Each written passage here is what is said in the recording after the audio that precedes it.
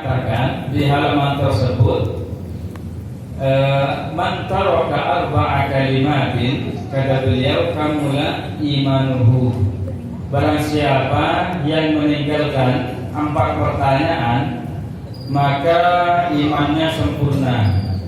Maksudnya di sini ada 4 pertanyaan yang tidak diperkenankan, tidak diperbolehkan untuk kita bertanya dengan 4 pertanyaan ini tentang Allah Ta'ala. Itu 4 ini. Beliau bilangnya apa? Aina wa mata wa kaifa wa kam. Yang pertama adalah di mana, yang kedua kapan, yang ketiga bagaimana, kemudian yang keempat, yang terakhir adalah berapa. Artinya apa?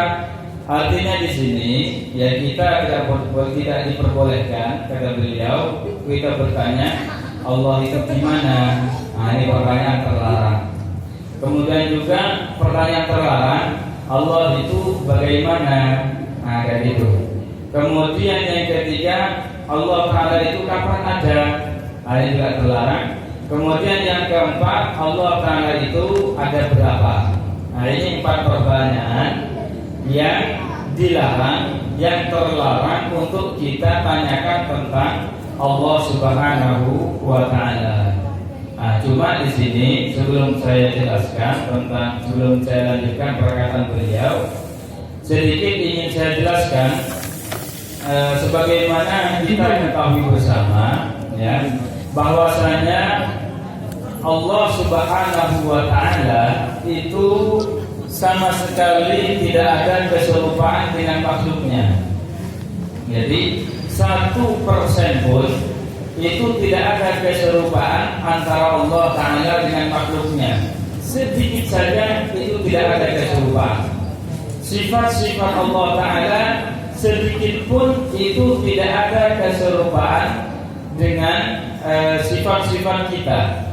Ya, karena ini sudah ditegaskan dalam beberapa ayat Al-Quran, banyak diantaranya surah Asy-Syura ayat 11.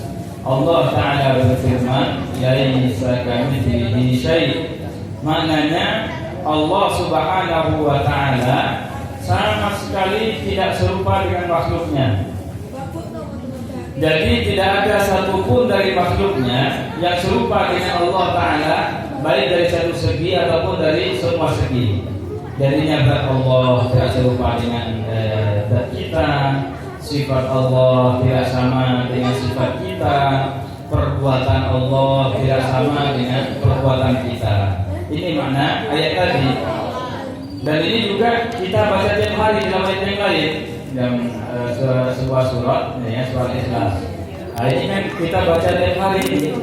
Apa ayat terakhir? Walam yakul lahu kufuwan ahad.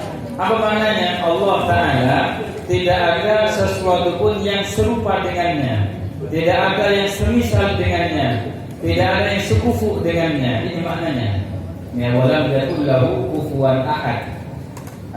Ini yang pertama. Jadi tidak ada sesuatu pun yang serupa dengan Allah Ta'ala. Makanya tidak boleh mensifati Allah Ta'ala dengan sifat makhluk. Dari sini kita tarik kepada perkataan Imam An-Nawawi tadi, bahwasanya 4 pertanyaan tadi itu apa saja yang tadi itu? Yang pertama apa tadi? Di mana? Ya kan? Di mana? Kemudian bagaimana? Yang ketiga kapan dan berapa?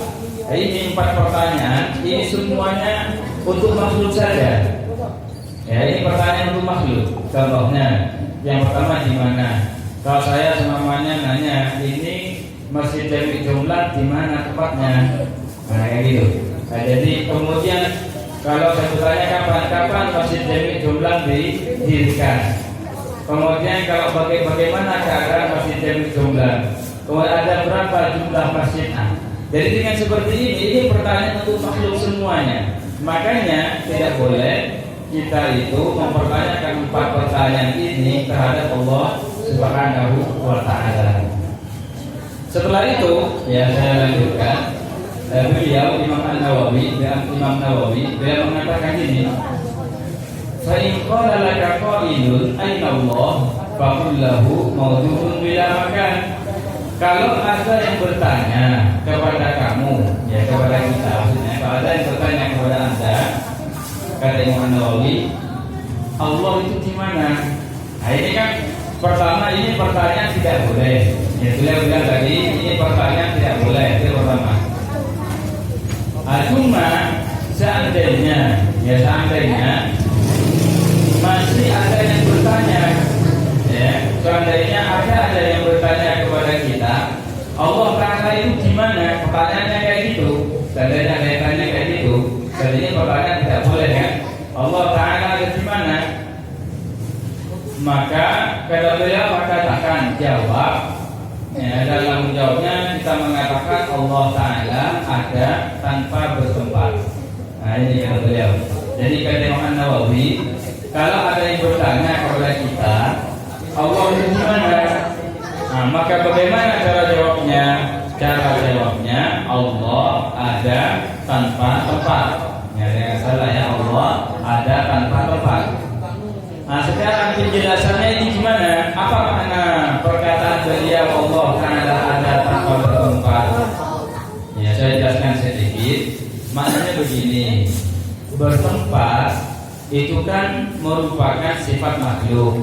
Ya, berada di suatu tempat kayak kita ini. Sekarang kan berada di tempat duduk masing-masing. Ibu ada di sana, dimana Anda ada di sana, bapak-bapak semuanya coba. Jadi kan kita di tempat kita masing-masing. Ya kan? Jadi yang namanya makhluk itu pasti bertempat. Nah, manusia tempatnya di muka bumi, malaikat tempatnya di langit, kemudian bulan dan bintang, matahari itu tempatnya berada di antara langit dan bumi. Kemudian demikian juga apa? Sinar, cahaya ini juga mempunyai tempat. Ya, cahaya dan sinar ini juga mempunyai tempat.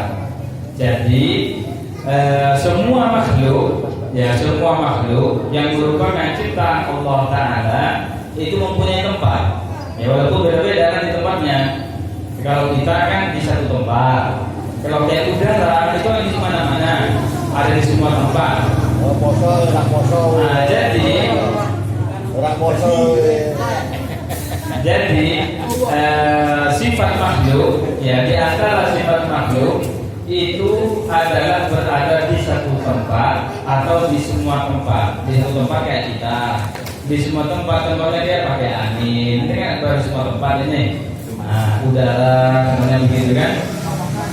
Maka dikarenakan bertempat ini adalah sifat kita, sifat makhluk, sifat benda, maka Allah Ta'ala itu tidak bersifatan, tidak disifati dengan bertempat. Apa maksudnya? Maksudnya Allah Ta'ala bukan di atas, Allah Ta'ala bukan di bawah, bukan di depan, bukan di belakang, bukan samping kanan, bukan di samping kiri, bukan di satu tempat, bukan di hati, bukan di semua tempat, bukan di mana-mana. Nah itu maksudnya.